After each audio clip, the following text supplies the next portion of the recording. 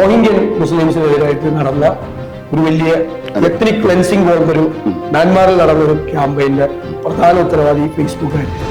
Facebook engagement കൂട്ടാൻ വേണ്ടി വ്യാപകമായിട്ട് ഈ ഹേറ്റിങ്ങിനെ പ്രചരിപ്പിച്ചു. എന്നെ സംബന്ധിച്ചിടത്തോളം ഒരു കോൺഗ്രസ് നേതാവ് നടത്തിയിട്ടുള്ള ഏറ്റവും റാഡിക്കലായിട്ട് എന്റെ 34 വർഷത്തെ ജേർണലിസം ഇതിനകത്തുള്ള ഏറ്റവും റാഡിക്കലായിട്ടുള്ള ഒരു പ്രസംഗമായിരുന്നത്. ഞാൻ ചോദിക്കുകയാണ്, കേരളത്തിലെ നേരത്തെ പറഞ്ഞ സ്വാതന്ത്ര്യ സമരത്തിൽ പങ്കെടുത്ത പത്രങ്ങളോ ചാനലുകളോ ഇവർ എത്രമാത്രം പ്രാധാന്യത്തോടുകൂടിയാണ് റിപ്പോർട്ട് ചെയ്തത്? നമ്മൾ എത്ര മുസ്ലിം എഡിറ്റേഴ്സ് ഇന്ത്യയിൽ നമ്മൾ പേര് പെട്ടെന്ന് ഓർമ്മ വരും? ഒരു എം ജെ അക്ബർ ഓർമ്മ വരും, അല്ല എത്ര പേർ പെട്ടെന്ന് നമുക്ക് ഓർമ്മ വരും? ഒരു മുസ്ലിം എഡിറ്റർ, അല്ലെങ്കിൽ ഒരു ദളിത് എഡിറ്റർ, ഒരു ദളിത് ജേർണലിസ്റ്റ് ദിവസവും വായിക്കുന്ന നമുക്ക് ഇത് ശരിക്കും നമ്മുടെ ഇന്ത്യൻ ന്യൂസ് റൂമിൽ ഇങ്ങനെ ഒരു സംഭവം ഇല്ല.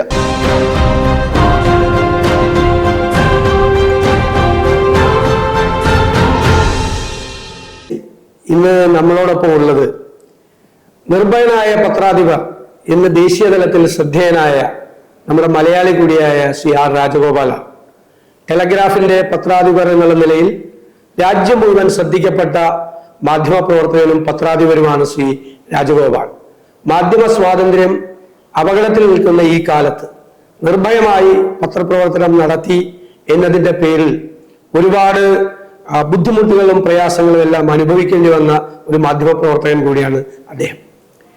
കേരളത്തിൽ പഠിച്ച് ഇവിടെ നിന്ന് തന്നെ മാധ്യമ പ്രവർത്തനത്തിലുള്ള കോഴ്സ് പാസ്സായി പിന്നീട് നോർത്ത് ഇന്ത്യയിലേക്ക് പോയി.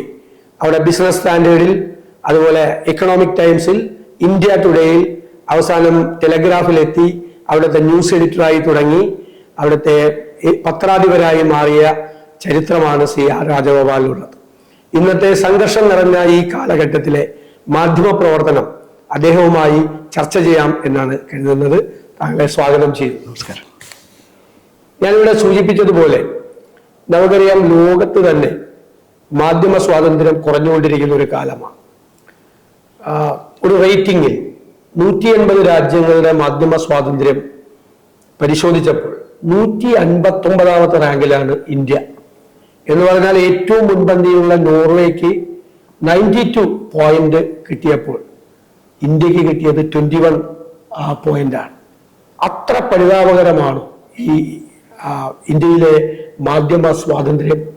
യഥാർത്ഥത്തിൽ നിർഭയമായി പത്രപ്രവർത്തനം നടത്തുക എന്ന് പറയുന്നത് ഒരു വെല്ലുവിളിയായിട്ട് നമ്മുടെ രാജ്യത്ത് മാറിയിട്ടുണ്ട്. തീർച്ചയായിട്ടും ഇത് അതിനേക്കാൾ കൂടുതൽ പരിതാപകരമാണ്. ഈ സർവേ നടത്തുന്ന പലപ്പോഴും അവര് വളരെ ഡേറ്റാ ബേസ്ഡ് ആയിട്ടാണ്, വളരെ വ്യക്തതയോടുകൂടി, അല്ലാതെ നമ്മുടെ അഭിപ്രായം മാത്രമല്ല.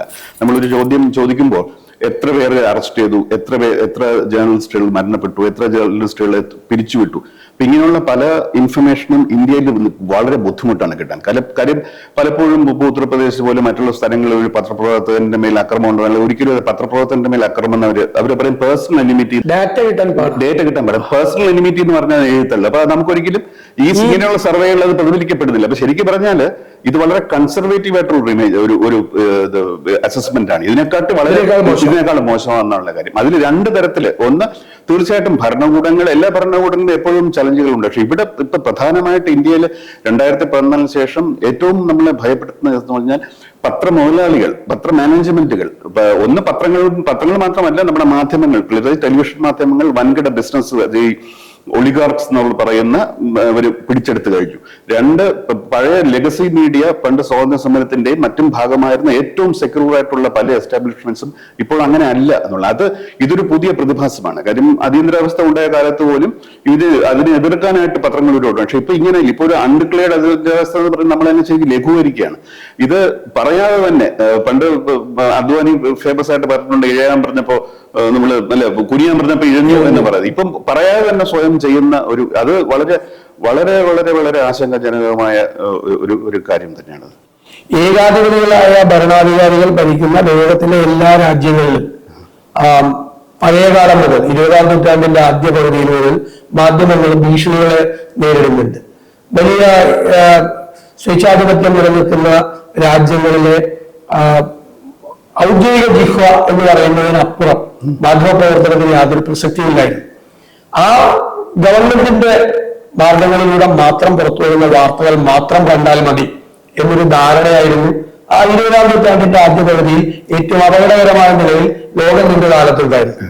അതിൽ നിന്ന് മാറി 21ാം നൂറ്റാണ്ടിന്റെ ആദ്യ പകുതിയായപ്പോൾ അതിന്റെ വേറൊരു ഫോർമാറ്റ്. ഇപ്പോ ഔദ്യോഗിക ജിഹ്വ അല്ലാതെ തന്നെ ബാക്കിയുള്ള പത്രങ്ങളുണ്ട്, സ്വകാര്യ അങ്ങനെ പറഞ്ഞ സ്വകാര്യ ടെലിവിഷനുകളുണ്ട്, സ്വകാര്യ പത്രങ്ങളുണ്ട്. പക്ഷേ വലിയ ബിസിനസ് ഗ്രൂപ്പുകൾ ഇവയെല്ലാം താങ്കൾ അതാണ് പറഞ്ഞത് ടേക്ക് ഓവർ ചെയ്തു. അപ്പൊ അവരുടെ ബിസിനസ് താല്പര്യങ്ങളുണ്ട്. ഒരു ഈട് കയറിയ തകരുന്നതാണ് അവരുടെ ബിസിനസ്. അപ്പൊ അവർ തീർച്ചയായും നിർബന്ധിതരാക്കുകയാണ് ഈ വിധേയമായിട്ടുള്ള ഒരു പത്രത്തോടൊപ്പം നടത്താൻ. അതോടൊപ്പം താങ്കൾ സൂചിപ്പിച്ചത് സ്വാതന്ത്ര്യ സമരത്തിന്റെയും ദേശീയ പ്രസ്ഥാനത്തിന്റെയൊക്കെ ആ ലെഗസി പൈതൃകമുണ്ടായിരുന്ന മാധ്യമങ്ങൾ പോലും എല്ലാ കാലഘട്ടത്തിലും അത് ഉയർത്തിപ്പിടിച്ചിരുന്നവർ പോലും മാറിക്കൊണ്ടിരിക്കുന്ന ഒരു ഭീതിതമായ സാഹചര്യം ഇന്നുണ്ട് എന്നാണ്. അതിനിടയിലാണ് താങ്കൾ ടെലിഗ്രാഫിന്റെ പത്രാധിപരായി വളരെ വ്യത്യസ്തമായ രീതി, ഒരു നിർഭയമായ രീതിയിൽ, ഞാൻ നേരത്തെ ആവർത്തിച്ച് ആ വാക്ക് ഉപയോഗിക്കുന്നത് എല്ലാവരും ഭയന്നാണ് ഇരിക്കുന്നത്. ആ ഭയത്തിന്റെ ഇടയിൽ ആണ് നിർഭയനായി ഒരാൾ നടത്തുക. അത് വലിയ വെല്ലുവിളിയാണ്. ഒന്ന്. രണ്ടാമത്തെ പ്രശ്നം അകത്തു നിന്നും പുറത്തു നിന്നും വെല്ലുവിളികളുണ്ടാവും. അകത്തു നിന്നുണ്ടാകുന്ന പ്രശ്നങ്ങളാണ് പലപ്പോഴും പുറത്തു നിന്നുള്ള വെല്ലുവിളികളേക്കാൾ ഭയമാണ്. ഇതെങ്ങനെയാണ് താങ്കളുടെ മാനേജ്മെന്റിന്റെ നിലപാടും അതിനൊപ്പം നിൽക്കാൻ അവർക്ക് എങ്ങനെ കഴിഞ്ഞു? അത് ഇപ്പൊ ഡൽഹിയിലോ മുംബൈയിലോ ഒന്നും അല്ലാതെ കൊൽക്കത്ത പോലെയുള്ള ഒരു വ്യത്യസ്തമായ പ്രദേശത്തായതുകൊണ്ടുള്ള ഗുണം അങ്ങേക്ക് കിട്ടിയിട്ടുണ്ടോ? എങ്ങനെയാണ് ഈ കാലഘട്ടത്തിൽ ഒഴുക്കിനെതിരെ നീന്തരുത്? കാരണം ഞങ്ങളെല്ലാം വിസ്മയത്തോടു കൂടിയാണ് ടെലഗ്രാഫ് വായിക്കാറുള്ളത്, ടെലഗ്രാഫിന്റെ എഡിറ്റോറിയൽ വായിക്കുന്നത്. ടെലഗ്രാഫ് ചിലപ്പോൾ ടൈറ്റിൽ ഇല്ലാതെ പ്രതിഷേധം പ്രകടിപ്പിച്ചുകൊണ്ട്, ഇപ്പോ അടിയന്തരാവസ്ഥ കാലത്ത് ഇന്ത്യൻ എക്സ്പ്രസ് ബാങ്ക് ആയിക്കൊണ്ട് എഡിറ്റോറിയൽ എഴുതി പ്രതിഷേധം പ്രകടിപ്പിച്ചു എന്ന് പറഞ്ഞതുപോലെ ഈ കാലഘട്ടത്തിൽ പല രീതിയിൽ ടെലഗ്രാഫ് ഇതിനോടുള്ള ഒരു പ്രതിഷേധം പ്രകടിപ്പിക്കുന്നത് ജനങ്ങളുടെ മനസ്സിൽ അവര് ഭയപ്പെടുന്ന കാര്യം ചെയ്യുന്നത്. അതെങ്ങനെയാണ് ആ കാലഘട്ടത്തിലെ സംഘർഷങ്ങളെ, വെല്ലുവിളികളെ നേരിടാൻ കഴിഞ്ഞത്? തീർച്ചയായിട്ടും താങ്കൾ പറഞ്ഞത് വലിയൊരു ഘടകമാണ്. അതായത് ഞാൻ ബംഗാളിലാണ് പ്രവർത്തിച്ചതെന്നുള്ളത്. അവിടെ നമ്മൾ പറഞ്ഞത് ശരിക്കും BJPക്ക് ഇപ്പോൾ വളരെ ഉയർന്നു വരുന്നുണ്ട്. പക്ഷെ അവർക്ക് അങ്ങനെയുള്ള ഇൻഫ്ലുവൻസ് ഉള്ള സ്ഥലമല്ല. അതൊരു വലിയൊരു വളരെ പ്ലസ് പോയിന്റ് ആണ്. അത് പലരും പറയുന്നുണ്ട് നിങ്ങൾക്ക് ഇനി ചെയ്യാൻ പറ്റിയത് ഇതുകൊണ്ടാണ്. തീർച്ചയായിട്ടും ഞാൻ പൂർണ്ണമായിട്ടും അംഗീകരിക്കുന്നു. അതൊരു വലിയ, എനിക്ക് അറിയില്ല ഇപ്പോൾ ഡൽഹിയിലോ ഉത്തർപ്രദേശിലോ ആയിരുന്നെങ്കിൽ എനിക്ക് ഇത് ചെയ്യാൻ പറ്റുന്ന ധൈര്യം ഉണ്ടാവും എന്നുള്ള കാര്യം. സാധാരണ നമ്മളെല്ലാം സാധാരണ പൗരന്മാരാണ്, നമ്മളൊന്നും അസാമാന്യ, പക്ഷേ അത് പ്രധാനപ്പെട്ട ഘടകമാണ്. രണ്ടാമത് താങ്കൾ സൂചിപ്പിച്ച പോലെ മാനേജ്മെന്റിന്റെ പിന്തുണ എന്ന് പറഞ്ഞാൽ അതും വളരെ ഒരു പ്രധാന ഘടകം. പിന്തുണ ആവശ്യപ്പെടുന്നില്ല, നമ്മൾ മിഡിൽ ചെയ്യാതിരുന്നാൽ മതി, ഇന്റർഫിയർ ചെയ്യാതിരിക്കാനുള്ള. നമ്മൾ പിന്തുണ ആവശ്യമില്ല, കാരണം നമ്മൾ പ്രൊഫഷണൽസ് ആണ്. നമ്മളെ ഒരു മാനേജ്മെന്റ് നമ്മുടെ ഒരു ജോലി ഏൽപ്പിക്കുക എന്ന് പറഞ്ഞാൽ പത്രം അവരുടെ ബേസിക് ഗൈഡ് ലൈൻസ് പറയാം, ഞങ്ങളുടെ ഈ ഹൗസിൽ ചില പോളിസികളുണ്ട് എന്ന് പറയാം. അതല്ലാതെ ദൈനംദിന കാര്യത്തിൽ അവർ ഒരിക്കലും ഇടപെടാൻ പാടില്ല. ഇപ്പൊ പിന്തുണ എന്ന് പറയുന്നത് പോലും ശരി തെറ്റാണ്. പിന്തുണയുടെ ആവശ്യമില്ല, അവരതിനകത്ത് ഇടപെടാതിരിക്കുക. പിന്നെ അവർക്ക് തോന്നുകയാണ്, ഇപ്പം അവർക്ക് ചിലർക്ക് ഓരോരുത്തരും ഓരോ ജോലി ഏൽപ്പിക്കുമ്പോൾ ഒരു പ്രത്യേക ഇത് നൽകാറുണ്ട്. അതായത് ഞങ്ങളുടെ പത്രത്തിന്റെ ഇത്ര സർക്കുലേഷൻ ഇത്ര എത്തിക്കണമെന്നാണ്. അപ്പൊ ഞാനത് വളരെ വ്യക്തമായിട്ട് എന്റെ ജോലി പത്രം വിൽക്കുക എന്നുള്ളതല്ല, സർക്കുലേഷൻ ഡിപ്പാർട്ട്മെന്റ് ജോലിയാണ്. ഇത് എഡിറ്റേഴ്സ് ആദ്യം പത്രപ്രവർത്തകർ ഒരു തീരുമാനം എടുക്കണം. നിങ്ങൾ എന്തിനാണ് ഒരു പത്രപ്രവർത്തനം? പത്രം കൊടുത്തിന്റെ കോപ്പി കൂട്ടാനാണോ അതോ പത്രപ്രവർത്തനം എന്ന് പറയുന്ന ഒരു പ്രത്യേക രീതിയിൽ ഒരു മിഷൻ എന്ന രീതിയിൽ ചെയ്യാനാണോ? അപ്പൊ അത് വളരെ വ്യക്തമായിട്ട് എന്നെ എഡിറ്ററേഴ്സിൽ ഞാൻ വളരെ വ്യക്തമായിട്ട് പറഞ്ഞു, അവരെ അംഗീകരിക്കുകയും ചെയ്യും. ഞാൻ സർക്കുലേഷൻ മാനേജർ ആണെന്നുള്ള ഒരു ക്വാളിഫിക്കേഷൻ എനിക്കില്ല. അങ്ങനെയാണെങ്കിൽ ഞാൻ വേറെ എന്തെങ്കിലും മാർക്കറ്റിംഗ് ഇതിന് പോകുമായിരുന്നല്ലോ. പത്രം വിൽക്കാനോ കൊക്കോള വിൽക്കാനോ സോപ്പ് വിൽക്കാനോ പോകാമായിരുന്നു. അപ്പൊ അതുകൊണ്ടുള്ള അപ്പൊ ആദ്യം തൊട്ട് വരെ നമ്മൾ ചെയ്യുന്ന വളരെ ക്ലിയർ ആയി എന്തുകൊണ്ടാണ്. അപ്പൊ ഇത് നമ്മൾ ക്ലിയർ ആണ്, അവരും ക്ലിയർ ആണ്. ഇങ്ങനെ ഒരു ക്ലാരിറ്റി നമ്മുടെ കൺവിക്ഷനിൽ നിന്ന്, നമ്മുടെ ബോധ്യത്തിൽ നിന്നാണ്. അതല്ലെങ്കിൽ നമുക്ക് രണ്ടുകൂടെ വെച്ച് പിരിയാം, നമുക്ക് ജോലി അത് അങ്ങനെ വളരെ വ്യക്തമായി പറയുന്നതാണ്. എപ്പോഴും പലപ്പോഴും പല പത്രക്കാരും പല മേഖലയിൽ നിന്നും ഇങ്ങനൊരു സംഭാഷണം ഉണ്ടാകാറില്ല എന്നുള്ളതാണ് പിന്നെ മറ്റൊരു ഒരു സാധാരണ ഒരു പ്രൊഫഷണൽ പത്രപ്രവർത്തകൻ എന്ന രീതിയിൽ നമുക്കതൊരു ലൈഫ് ടൈം കരിയറായിട്ട് എടുക്കാം, കുഴപ്പമില്ല. പക്ഷെ ഒരു എഡിറ്റർ എന്ന നിലയിൽ ഒരു 2-3 വർഷത്തിൽ കൂടുതൽ പ്രതീക്ഷിക്കാൻ പാടില്ല. 5 വർഷം കിട്ടുകയാണെങ്കിൽ വളരെ ബോണസാണ് എന്നുള്ള. അപ്പൊ അതിൽ കൂടുതൽ പ്രതീക്ഷിക്കുകയാണെങ്കിൽ പലപ്പോഴും നമുക്ക് കോംപ്രമൈസസ് ചെയ്യേണ്ടി വരും. കാര്യം താങ്കൾ പറഞ്ഞ പോലെ ഇന്ത്യയിലെ പല പത്രങ്ങൾക്കും പല വ്യവസായമായ മറ്റു താല്പര്യങ്ങൾ, അത് വലിയൊരു പ്രശ്നമാണ്. അങ്ങനെ പാടില്ല ശരിക്കും. പത്രങ്ങൾ എന്ന് പറഞ്ഞാൽ ഇന്ത്യയിൽ, കേരളത്തിൽ പൊതുവെ ഇത് കുറവാണ്. അപ്പൊ മനോരമയ്ക്ക് മറ്റു ബിസിനസ്സുകൾ ഉണ്ടെന്ന് നമ്മൾ പറയുന്നത് വേറെ ഫാമിലിയാണ് ശരിക്കും. MRF എന്നൊക്കെ പറയുന്നുണ്ടെങ്കിൽ മാതൃഭൂമിക്ക് അങ്ങനെ പ്രത്യേകിച്ച് വേറെ ബിസിനസ് ഒന്നും അങ്ങനെയില്ല. ടൈംസ് ഓഫ് ഇന്ത്യക്കും അങ്ങനെയില്ല, എക്സ്പ്രസിനും ഇല്ല. ഇന്ത്യയിലൊക്കെ പൊതുവെ കുറവാണ്. എന്നാലും നമ്മുടെ ഇടയിൽ ജനങ്ങളുടെ ഒരു ധാരണ ഇവരെല്ലാം നമ്മൾ വൻകിട ബിസിനസ്സായിട്ട്, ഇവരല്ല ശരിക്കും വൻകിട ബിസിനസ്. ഞാൻ ഉദ്ദേശിച്ച അംബാനി, അദാനി എന്ന പോലുള്ള ഇതാണ്. അപ്പൊ എന്തുകൊണ്ടാണ് പക്ഷെ ഇങ്ങനെ വ്യാവസായിക താല്പര്യങ്ങൾ ഇല്ലാത്തവരും ED ഭയപ്പെടാത്തവരും ഈ വഴി വരും എന്നുള്ളത് നമുക്ക് വളരെ, ഒരു അംബാനിയോ ഒരു അദാനിയോ നമുക്ക് മനസ്സിലാക്കാം. പക്ഷെ ഒരു മനോരമയോ ഒരു മാതൃഭൂമിയോ അല്ലെങ്കിൽ ഞാൻ പറഞ്ഞ മറ്റ് ടൈംസ് ഓഫ് ഇന്ത്യയോ ഒരു ഇന്ത്യൻ എക്സ്പ്രസോ ഒരു ടെലിഗ്രാഫോ ഒരു ഗവൺമെന്റിന് പരിധിയിൽ എന്തിനാണ് ഭയപ്പെടുന്നത്? ശരിക്കും പറഞ്ഞാൽ ഭയപ്പെടേണ്ട ആവശ്യമില്ല. പക്ഷെ എന്നിട്ടും ഭയപ്പെടുകയാണോ അതോ അവർ വില്ലിംഗ് അക്കംപ്ലിസസ് ആവുക എന്നുള്ളൊരു പ്രശ്നം. ഭയമാണെങ്കിൽ പ്രശ്നമല്ല, നമുക്ക് ആദ്യം പുറത്തു പറയും. പക്ഷെ വില്ലിംഗ് അക്കംപ്ലിസ് ആണെങ്കിൽ അതിന്റെ തല മാറിക്കഴിഞ്ഞു. അപ്പൊ എനിക്ക് സംശയം ഇപ്പൊ ഒരു വില്ലിംഗ് അക്കംപ്ലിസ് എന്നുള്ള കാര്യമാണ്. രണ്ട് കാര്യങ്ങളുണ്ട് എനിക്ക് സംസാരിച്ചതിൽ കിട്ടിയൊരു പോയിന്റ്. ഒന്ന്, ഭയന്ന് ഇതിന് വിധേയരായി ജീവിക്കുക, ഭരണകൂടത്തിനെ വിമർശിക്കാതിരിക്കുക, ഭരണകൂടത്തിന്റെ താല്പര്യങ്ങൾ സംരക്ഷിക്കുക. ഇന്നത്തെ പുതിയ കാലത്ത് അവരുടേതായ ചില മാർഗങ്ങളുണ്ട്. PR ഏജൻസികൾ വെച്ച് ലീഡർഷിപ്പിനെ പ്രൊജക്ട് ചെയ്യുക, അവരുടെ ആശയങ്ങൾ, അവരുടെ നെറേറ്റീവ്സ്, ആശയം എന്ന് പറയാൻ പാടില്ല, അവരുടെ നെറേറ്റീവ്സിന് കൂടുതൽ പ്രാധാന്യം കൊടുക്കുക, എതിരാളികളെ നിഷ്പ്രഭരാക്കുക, എതിരാളികളെ സൈഡ് ലൈൻ ചെയ്യുക. ഇങ്ങനെയൊക്കെ ഈ മാധ്യമ പ്രവർത്തനത്തെ വളച്ചൊടിക്കാൻ കഴിയും. അതോടൊപ്പം വിഷ്വൽ മീഡിയ എടുത്തു കഴിഞ്ഞാൽ എനിക്ക് തോന്നുന്നത് ഈ മത്സരം വല്ലാതെ ഇതിന്റെ ക്വാളിറ്റിയെ ബാധിച്ചിട്ടുണ്ട്. ഈ റേറ്റിംഗിന് നേരത്തെ സർക്കുലേഷൻ എന്ന് പറയുന്നതിന്റെ ഒരു അതർ സൈഡാണ് ഞാൻ പറയുന്നത്. താങ്കൾ പറഞ്ഞു സർക്കുലേഷൻ കൂട്ടണമെങ്കിൽ സർക്കുലേഷൻ ഡിപ്പാർട്ട്മെന്റ് നോക്കണം, എനിക്കുള്ള ജോലിയല്ല സർക്കുലേഷൻ കൂട്ടുന്നത്. പക്ഷേ ഈ മാനേജ്മെന്റുകളുടെ നിർബന്ധം അത് പിടിച്ചു നിൽക്കാൻ വേണ്ടിയിട്ട്, കോമ്പറ്റീഷനുകളിൽ പിടിച്ചു നിൽക്കാൻ വേണ്ടി, റേറ്റിംഗ് കൂട്ടാൻ വേണ്ടി ക്വാളിറ്റി കോംപ്രമൈസ് ചെയ്യുന്നുണ്ടോ, ഡയലൂട്ട് ചെയ്യുന്നുണ്ടോ എന്നതുകൂടി ഒരു വിഷയമല്ല ശരിക്കും. വിഷ്വൽ മീഡിയ കൂടി എടുത്തു നോക്കുമ്പോൾ തീർച്ചയായിട്ടും, കാരണം പ്രിന്റ് മീഡിയക്കാളും കൂടുതൽ കോമ്പറ്റീഷൻ നേരിടുന്നത് വിഷ്വൽ മീഡിയ. കാരണം ഓരോ ദിവസവും ഓരോ ഇത് കണ്ടുകൊണ്ടിരിക്കുകയാണ്. അത് വരുമ്പോൾ ഈ വാർത്തകൾ ചമയ്ക്കുകയും വാർത്തകൾ, കാരണം ഓരോ മണിക്കൂറിലും പുതിയ പുതിയ വാർത്തകൾ ഉണ്ടാവും. രാവിലെ 8 മണിക്ക് കൊടുക്കുന്ന ബ്രേക്കിംഗ് ന്യൂസ് ഉച്ചവരെ നിൽക്കില്ല. ഉച്ചയ്ക്ക് പുതിയ വാർത്ത എന്താണ്, പുതിയ പുതിയ വാർത്തകൾ, മത്സരങ്ങളൊക്കെ. ഇതിന്റെ ഇടയിൽ ഇല്ലാത്ത വാർത്തകൾ പോലും സൃഷ്ടിക്കപ്പെടുകയും അല്ലെങ്കിൽ യാഥാർത്ഥ്യം വളച്ചൊടിക്കപ്പെടുകയും ഒക്കെ ചെയ്യുന്നത് കൂടി ഒരു ഘടകമല്ല ഈ റേറ്റിംഗ് കിട്ടാൻ വേണ്ടിയിട്ട്. തീർച്ചയായിട്ടും ഇത് റേറ്റിംഗ് കിട്ടുന്നതിന് വേണ്ടിയോ അല്ലെങ്കിൽ സബ്സ്ക്രിപ്ഷൻ കൂട്ടുന്നതിൽ തെറ്റൊന്നുമില്ല. പക്ഷെ റേറ്റിംഗ് കൂട്ടാനായിട്ട് ഇവരെന്താണ് ചെയ്യുന്നത്? പലപ്പോഴും ടെലിവിഷൻ ചാനലുകൾ ഇപ്പൊ ചെയ്യുന്നത് വെറുപ്പിനെ അങ്ങ് ഏറ്റവും ഇതിൽ അഴിച്ചുവിടുക, നമ്മുടെ ഏറ്റവും ബേസ് ആയിട്ടുള്ള ഹ്യൂമൻ ഇൻസ്റ്റിങ്സിനെ അപ്പീൽ ചെയ്യാണ് ചെയ്യുന്നത്. അതാണ് വലിയ പ്രശ്നം. ഇപ്പോ അത് മാത്രമല്ല, വിഷ്വൽ മീഡിയയിൽ പലപ്പോഴും അവർ പറയാറുണ്ട് എന്തുകൊണ്ടാണ് നമ്മൾ ഈ അന്തിച്ചർച്ച എന്ന് പറഞ്ഞ് കളിയാക്കാറുള്ള സംഭവം. അത് നോക്കുകയാണെങ്കിൽ അവരുടെ അതിനകത്തൊരു സാമ്പത്തിക ആംഗിളോടെ ഉണ്ട്. അത് ഏറ്റവും ചെലവ് കുറഞ്ഞ രീതിയിൽ ചെയ്യാവുന്ന കാര്യമാണ് ഈ അന്തിച്ചർച്ച. കാര്യം വരുന്നവർക്കൊന്നും എല്ലാം ഒന്നും കൊടുക്കേണ്ട ആവശ്യമില്ല. അതേസമയം ആ സമയത്ത് ഒരു റിപ്പോർട്ടിംഗ്, ഒരു ആക്ച്വൽ വാർത്ത ഒരു ഫീൽഡിൽ പോയി റിപ്പോർട്ട് ചെയ്യുകയാണെങ്കിൽ അതിന്റെ യാത്രയുടെ പേര് കൊടുക്കണം, റിപ്പോർട്ടറിന് ജോലി ചെയ്യണം, റിസർച്ച് ചെയ്യണം. അപ്പൊ ഇതൊരു ഷോർട്ട് കട്ടാണ്. അപ്പൊ ഷോർട്ട് കട്ടിൽ കൂടെ നമ്മൾ റേറ്റിംഗ് കൂട്ടാൻ ശ്രമിക്കുകയാണെങ്കിൽ വളരെ വലിയ പ്രശ്നമുണ്ട്. ഞാനിപ്പോ ഒരു ഉദാഹരണം പറയാം. 2 ദിവസം മുമ്പ് രാഹുൽ ഗാന്ധിയുടെ പ്രസംഗം ഉണ്ടായിരുന്നു പാർലമെന്റില്, ലോക്സഭയിൽ. എന്നെ സംബന്ധിച്ചിടത്തോളം ഒരു കോൺഗ്രസ് നേതാവ് നടത്തിയിട്ടുള്ള ഏറ്റവും റാഡിക്കലായിട്ട് എന്റെ 34 വർഷത്തെ ജേർണലിസം ഇതിനകത്തുള്ള ഏറ്റവും റാഡിക്കലായിട്ടുള്ള ഒരു പ്രസംഗമായിരുന്നത്.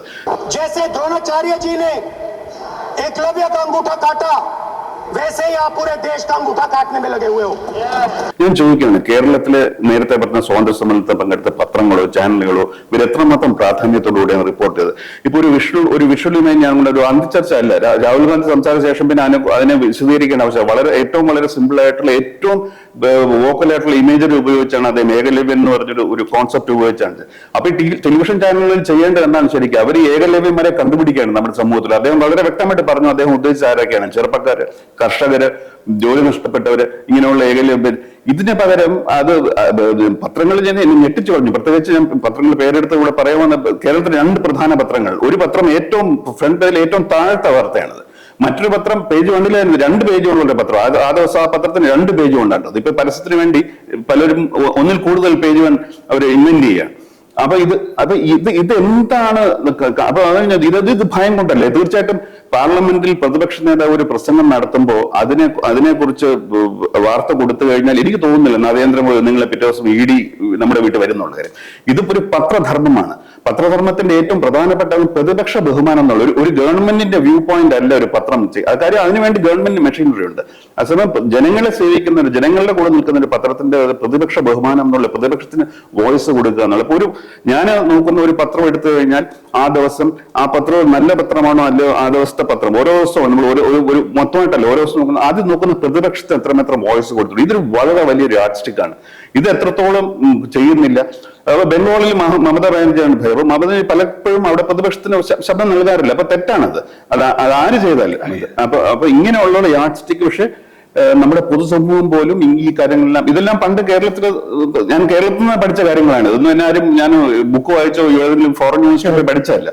പക്ഷെ ഇങ്ങനെയുള്ള കാര്യങ്ങൾ ഇപ്പൊ അതിന് പകരം പലപ്പോഴും ഈ വെറുപ്പ് എന്നുള്ള ചില ഒന്നോ രണ്ടോ കേരളത്തിൽ ഒന്നോ രണ്ടോ ചാനലുകളുണ്ട്, യൂട്യൂബ് ചാനലുണ്ട്. അവരുടെ പ്രധാന ജോലി എന്ന് പറഞ്ഞാൽ ഈ വെറുപ്പ്, ഈ പ്രത്യേകിച്ച് ന്യൂനപക്ഷങ്ങൾക്കെതിരായിട്ടുള്ള വെറുപ്പ്, അതിൽ കൂടെയാണ് റേറ്റിംഗ് എന്ന് ഈ പലപ്പോഴും നടക്കുന്നത്. അയാൾ പറഞ്ഞത് വളരെ പ്രധാനപ്പെട്ട പോയിന്റാണ്. കാരണം നമ്മുടെ ഇൻഫർമേഷൻ നെറ്റ്വർക്കിന്റെ ചരിത്രം പരിശോധിച്ചു കഴിഞ്ഞാൽ നമുക്ക് പ്രിന്റിംഗ് കണ്ടുപിടിച്ചതിന് ശേഷമാണ് എഴുത്തുണ്ടായത്, മാധ്യമങ്ങൾ ഉണ്ടായത്, പുസ്തകങ്ങൾ ഉണ്ടായത്, പിന്നെ വിഷ്വൽ മീഡിയ വന്നു, സോഷ്യൽ മീഡിയ വന്നു, ഡിജിറ്റൽ മീഡിയ, ക്ലൗഡ് മീഡിയയാണ്. അപ്പൊ ഇത് എല്ലാം ഈ സോഷ്യൽ മീഡിയ ഈ എല്ലാ പത്രങ്ങൾക്കും എല്ലാ വിഷ്വൽ മീഡിയക്കും എല്ലാവർക്കും സോഷ്യൽ മീഡിയ പ്ലാറ്റ്ഫോമും ഉണ്ട്.